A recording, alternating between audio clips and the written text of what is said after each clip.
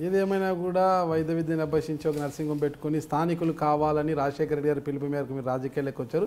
అంటే 99లో రాజకీయ ఎంట్రీ అయినప్పటికీ 2009లో మీ విజయం సాధించారు, ఎమ్మెల్యేగా మీ లక్ష్యం సాధించారు. టికెట్ వచ్చింది 99, రాజకీయాలకు ఎంటర్ అయింది 94లో ఇండైరెక్ట్ ఎంటర్ అయినట్టే. సో పోటీ చేసినప్పటి నుంచి చూసుకుంటే ఓపెన్గా నేను ఇదే చెప్తున్నాను కదా, 12 ఏళ్ళ అరణ్యవాసం, 1 సంవత్సరం అజ్ఞాతవాసం. అంటే 2009 వరకు నేను 13 సంవత్సరాలు అయింది రాజకీయాలు. సో 97లో వచ్చేస్తే అవి 3 సంవత్సరాలు, అవి 9 సంవత్సరాలు, 12 ఏళ్ళు. అది అరణ్యవాసం లెక్క, గెలిచిన సంవత్సరం అజ్ఞాతవాసం లెక్క. సో అట్లా కష్టపడి మనము 2009లో ఎట్టకేలకి మీరు విజయం సాధించారు. 94లో రాజకీయాలు గెలిచిన, 99లో టికెట్ వచ్చింది, 2 సార్లు ఓడిపోయిన, 2009లో గెలిచారు. మీరు గెలిచిన రాజశేఖర రెడ్డి గారు అన్నారు కదా, గెలిచి రాతామే మీకు మంత్రి పదవి ఇస్తాను. మరి ఆ రోజు ఎందుకు రాజశేఖర రెడ్డి గారు మీకు మంత్రి పదవి? ఆ మాట అన్నదేమో 99లో. సో ఇది 2009లో గెలిచిన తర్వాత కాంపిటీషన్ పెరిగిపోయింది. కాంపిటీషన్ లేదు, కొన్ని నామ్స్ తీసుకుంటారు. 2 సార్లు గెలిచిన వాళ్ళకి మంత్రి పదవి ఇస్తాం. సో నేను అప్పుడు ఒకటేసారి గెలిచిన, 2 సార్లు టికెట్ వచ్చి 3ఓసారి టికెట్ వచ్చింది, కానీ 3 సార్లు గెలిచి నేను ఒకటేసారి కాంగ్రెస్ పార్టీలో 2009లో. సో కాబట్టి 2 సార్లు గెలిచిన దాంట్లో డొక్క మాణిక్య వరప్రసాద్కి ఎడ్యుకేషన్ మినిస్టర్గా ఆయనకు రావడం జరిగింది, మాదిగ కమ్యూనిటీ కాబట్టి. సో ఇక్కడ రాజనరసింహ రావడం మాదిగ కమ్యూనిటీ కాబట్టి. సో ఆ క్రమంలో 2వ విడత ఎక్స్పాన్షన్ కనుకుంటే తప్పకుండా నీకు ఇస్తాను పిలిచి చెప్పిండు. రాజయ్య 3 సార్లు నిలబడి బాగా నష్టపోయావు. సెప్టెంబర్ 8వ తారీఖు అంటే ఆగస్టు 31 రోజు గాంధీ భవన్లో ఎల్పి మీటింగ్ అయింది.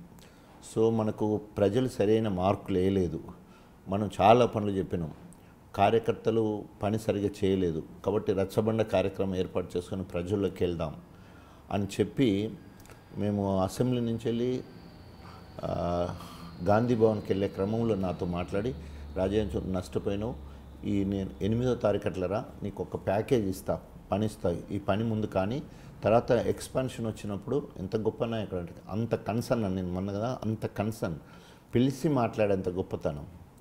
తప్పకుండా నీకు ఎక్స్పాన్షన్లో నీకు ఏదైనా ఒక చూస్తాను. అదంతా అంటే అట్లా జరగాల్సింది కాబట్టి చెప్పిండేమో అనిపిస్తుంది. 31 అయిపోయింది, అసెంబ్లీ అయిపోయింది, మేము వెళ్ళిపోయినాం. సారు నెక్స్ట్ ఫస్ట్ రోజు సెప్టెంబర్ 1వ తారీఖు నాడు హెలికాప్టర్లో వెళ్ళిపోయింది. ఆ రకంగా 2వ రోజు చనిపోయాం. 2వ రోజు కార్యక్రమం సెప్టెంబర్ 2వ రోజు. సో అట్లా ఆ రోజు అడగకముందే మంత్రి పదవి అట్లెట్లా అన్నాడో, 2వసారి గెలిచినప్పుడు కూడా ఆయన కన్సర్న్లో ఉన్నాం కాబట్టి, గుర్తున్నది కాబట్టి ఆయన మళ్ళీ అవకాశం ఇస్తాను, ఎక్స్పాన్షన్లో నీకు అవకాశం ఇస్తామని చెప్పారు. ఆయన చనిపోయిన తర్వాత చాలా బాధ అంటే ఇక విపరీతమైనది. ఎందుకంటే నాకు 2వ నాయకుడే తెలియడు, వైఎస్ రాజశేఖర్ తప్ప 2వ నాయకుడు తెలియదు. నేను ఆ 13 సంవత్సరాలు ఎవరిని టికెటే అడగలేదు. So YS Rajasekhara Reddy ticket వచ్చింది నువ్వు చేసుకో అని చెప్పడం, ఏమైనా కలవనీకి వచ్చినా కూడా నువ్వెందుకు వచ్చినావు పని చేసుకో అని చెప్పే అంత ప్రజలలో యాక్సెప్టెన్స్, ప్రజానాయకుడికి ఉండే యాక్సెప్టెన్స్ అది. పిలిచిస్తారన్నట్టు ప్రజానాయకుడు. రాజకీయ నాయకుడు అయితే ఈయన దగ్గరకు ఆయన దగ్గరకు ఎన్నో రకాలుగా పైరోలు చేయించుకొని రకరకాలుగా టికెట్లు తెచ్చుకున్నాను, కానీ నేను ఆ రకం కాదు. సో ప్రజానాయకుడిని ప్రజలలో ఉన్నాం కాబట్టి నువ్వు ఏ సర్వే చేయించినా కూడా అక్కడ నేనే ఉంటాను, అన్ని పార్టీలు సర్వే చేయించినా కూడా నేనే ఉంటాను. అంత నమ్మకం ఉన్నట్టు మన సేవ మీద, మన అప్రోచ్ మీద, మన కన్సర్న్ మీద, మనం అల్కగా ప్రజలకు దొరకడము, వాళ్ళ బాధలను పట్టించుకోవడము. సో ఆ రకంగా నేను ఈ రోజు వరకు కూడా ఎవరిని టికెట్ అడగల. ఈవెన్ టీఆర్ఎస్ పార్టీలో 2 సార్లు గెలిచినా కూడా టికెట్ అడగల. ఆటోమేటిక్గా ఆ స్థాయిలోనే ఉన్నాం మనం ఎప్పుడు ఆ స్థాయిలో ఉన్నాం. అదే ప్రజానాయకుడు ఉండే యాక్సెప్టెన్స్ అట్లా ఉంటుందని చెప్పడానికి చెప్తున్నా. సో ఆ రకంగా వైఎస్ రాజశేఖర రెడ్డి గారు ఉన్నప్పుడు ఆయన పోయిన తర్వాత ఇంకా దిక్కులేని పరిస్థితి రాజకీయాల్లో, వైరాగ్యమే. ఆ క్రమంలో జగన్ వస్తాడు, కొంత బాగుంటుంది అనే క్రమంలో జగన్ తెలంగాణ ఉద్యమం అనే కాడికి వచ్చింది. వైఎస్ రాజశేఖర కానీ తెలంగాణ ఉద్యమం విపరీతంగా వచ్చేసింది. జగన్ కొంచెము పైకి వస్తున్న క్రమంలో ఆయన కొడుకుగా జగన్ ఎంబడి కూడా తిరగడం జరిగింది. అప్పుడు ఎన్నికలు వచ్చినాయి. ఎన్నికలు మన గ్రేటర్ వరంగల్ హైదరాబాద్ ఎన్నికలు వస్తే ఆయనతో పాటు నేనే తిరిగిన మొత్తం కూడా చాలా ఇక్కడ మొత్తం కూడా కాంగ్రెస్ పార్టీ పరంగా. ఆ క్రమంలో తెలంగాణ ఉద్యమం పైకి రేసిపోయారకు డిసెంబర్ 9 తెలంగాణ ప్రక్రియ మొదలైందని సోనియా గాంధీ పుట్టినరోజు చెప్పడంతో నాకు చాలా ఇక మళ్ళీ బాగా తెలంగాణ వాదాన్ని కాంగ్రెస్ పార్టీ బాగా మోసుకుంటూ వచ్చాను. మొత్తం అందరూ కూడా భయపడేవాళ్ళు. జానారెడ్డి గారు అందరు మంత్రులందరూ భయపడ్డా కూడా నేను పిసిసి అధికార ప్రతినిధి నుండి సోనియా గాంధీ పోవడము, మేము తెలంగాణ ఇచ్చినాము. 54 ఏళ్లలో ఎవరు ఏంది ఒక విదేశీ మహిళ అంటారు కదా మీరు ఈరోజు.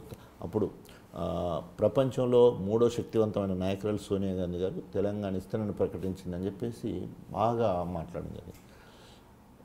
ఈ క్రమంలో మళ్ళీ ప్రకటన చేసి 23వ తారీఖు మళ్ళీ ప్రకటన వచ్చేసి విస్తృత స్థాయి అభిప్రాయాలు తీసుకోవాలి అని చెప్పేసి అనడంతో గతం ఇంకా పిల్లలందరూ చనిపోవడము, 2 సార్లు 3 సార్లు రాజీనామా చేయడం జరిగింది. సో అట్లా 4వసారి రాజీనామాను ఆమోదించుకోవడం, నెక్స్ట్ డే టీఆర్ఎస్ పార్టీలో జాయిన్ అవ్వడం. సో ఆ రకంగా మళ్ళీ ఉద్యమంలో తొలి దళితుడిగా అధికార కాంగ్రెస్ పార్టీని ఎంఐపీలు వదిలేసి తెలంగాణ రాజన్న లెక్క 10 జిల్లాలు తిరగటానికి అవకాశం వచ్చింది. ఆనాడు సదాలక్ష్మి 69 ఉద్యమం అప్పుడు సదాలక్ష్మి ఒక ఎస్సీ మాదిగా ఉండి ఆమె పదవికి రాజీనామా చేసి ఆనాడు పోరాటం చేసింది. ఆఖరికి చెన్నారెడ్డిని కూడా పార్టీ నుండి సస్పెండ్ చేసింది సెక్రటరీగా ఉండి. కానీ ఆ రోజు తెలంగాణ రాలే. కానీ చరిత్రలో ఆమెకంటూ ఒక పేజ్ ఉంది. నేను చదివినప్పుడు తెలంగాణ హిస్టరీ చదివినప్పుడు నాకేముండనంటే ఎట్లాగూ తెలంగాణ వస్తుందో రాదో తెలియదు. కాంగ్రెస్ పార్టీలో ఉంటే ఊర్లోకి పోనిస్తలేరు, ఊరు బయట కంపేస్తాను, ఊర్లోకి పోతే వాటర్ ట్యాంకులు ఎక్కుతూ ఉన్నారు, మనం ఏం చేయకుండా ముర్దాబాద్ జిందాబాద్ డౌన్లు అంటున్నారు. ఎందుకు మనం రాజకీయ నాయకుడైతే అన్నీ ఓర్చుకుంటూ పోతాం, ఏదో అమ్ముడు పోతాం. కానీ ప్రజానాయకునికి అది సరిపడదు, ఎప్పుడు పొగుడుతూ ఉండాలి ప్రజానాయకుడిని. సో పొగిడేటట్టు ఉండాలనే ఉద్దేశంతో ఈ ఎమ్మెల్యే పదవి నాకు కావాల్సిన మంచిగా మెడికల్ ప్రొఫెషన్ ఉన్నది, నోబుల్ ప్రొఫెషన్ అవసరం అయితే మళ్ళీ ప్రాక్టీస్ చేసుకోవచ్చు అని చెప్పేసి చాలా గొప్ప కఠిన నిర్ణయం తీసుకున్నాను. అది మామూలుగా అధికార పార్టీని ఎమ్మెల్యే పదవిని ఆశలు పెట్టినా కూడా కిరణ్ కుమార్ రెడ్డి బసవరాజ్ సారేని పంపించేసి 5 కోట్లు ఇస్తాను, ఆయనకి ఏం పదవి కావాలో అడగండి ఇస్తాను, కానీ ఆయన రాజీనామా చేసింది వాపస్ తీసుకోవాలి, మళ్ళీ పార్టీలోకి రావాలి, సెంట్రల్ నుంచి బాగా ప్రెషర్ ఉంది, ఆజాద్ బాగా ప్రెషర్ పెడుతున్నదని చెప్పేసి ఆనాడు ఆయన కూడా మొదటి దానికే ఇది కనుక నేను వెనుక తీసుకుంటే ఇది రెండో పెద్ద తప్పు అవుతుంది, తెలంగాణ ద్రోహిగా మిగిలిపోతానని చెప్పేసి రాజీనామా వెనుక తీసుకోలేదు. ఇంకా అదే సిల్సిలాలో తెలంగాణ రాజన్న లెక్క నాకు అప్పటి నుంచి తెలంగాణ రాజన్న అని పేరు. తెలంగాణ మొత్తం తిరిగే క్రమంలో ఈ ఎట్లా చెప్పేవాళ్ళంటే ఆల్మోస్ట్ టీ అంటే తాటికొండ,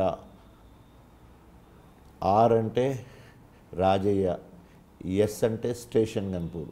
టీఆర్ఎస్ తన పేరునే పార్టీగా మార్చుకొని ఇలా తెలంగాణ మొత్తం తిరుగుతున్నారు. అంటే ధూమ్ధామ్ కళాకారులు అంతా కూడా దళితులే ఉంటారు, అందులో నా కమ్యూనిటీ వాళ్ళే ఎక్కువ ఉంటారు. కాబట్టి ఎంత గొప్పగా చెప్పుకునే దానికి ఎంతైనా చెప్పుకోవచ్చు. త్యాగం చేయండి. మా వార్డు మెంబర్ కూడా రాజీనామా చేసి ఒప్పుకోని పరిస్థితులలో ఓ దళితుడిగా ఉండి 3వసారి గెలిచి తృణప్రాయంగా ఉట్టిగానే ఎమ్మెల్యే పదవికి గెలిపించిన కాంగ్రెస్ వాళ్ళందరూ బాధపడు, బంధుమిత్రులు బాధపడు, ఇక రాజన్న బాగుపడు, రాజన్న గింత మా ఎమ్మెల్యే పదవులు పెడతాడే 13 ఏళ్ళు కొట్లాడి సాధించిన ఎమ్మెల్యే పదవి ఉట్టిగానే రాజీనామా చేసిండని చెప్పేసి ఒక 3-4 నెలలు 2 రకాల రెస్పాన్స్. ఒక పక్కనేమో గెలిచిన ఎమ్మెల్యే పదవి పోయిందని బాధపడేటోళ్ళు, రెండో పక్కనేమో తెలంగాణ కోసం రాజీనామా చేసిందని టీఆర్ఎస్ పార్టీ వాళ్ళు ఎత్తుకునే కార్యక్రమాలు. మార్చిలో ఎలక్షన్లు వచ్చినాయి, 58,000 మెజార్టీతోటి 33,000 మెజార్టీతోటి గెలవడం జరిగింది. గెలిచిన తర్వాత కేసీఆర్ గారు పార్టీ కోసం బాగా వాడుకోవడం జరిగింది. శిక్షణా తరగతులు ఉంటే, తల్లి తెలంగాణ విగ్రహాలంటే, ధూమ్ధామ్ కార్యక్రమాలంటే ఉండడం తక్కువ కాబట్టి మొత్తము తెలంగాణ లెక్కల మీటింగ్ అయినా కూడా మేము ఎమ్మెల్యేలను పోవాలి. శిక్షణా తరగతులు ఉంటే అటు కేటీఆర్, కేసీఆర్, హరీష్ రావు గారు. సో ఎస్సీ వరకు అప్పటివరకు స్పీకర్ లేరు, నేను ఇటు స్పీకర్ని, శిక్షణా తరగతులకు శిక్షణ ఇచ్చడానికి పోయేటోడిని. సో ఆ రకంగా ఆటోమేటిక్గా నా ప్లేస్ నాకు వచ్చేసింది దళితుడిగా. బీసీ ఈటెల రాజేందర్ ఉండేది, తర్వాత ఇక హరీష్ రావు గారు, తర్వాత మన కేటీఆర్ ఎట్లా ఉంటారు.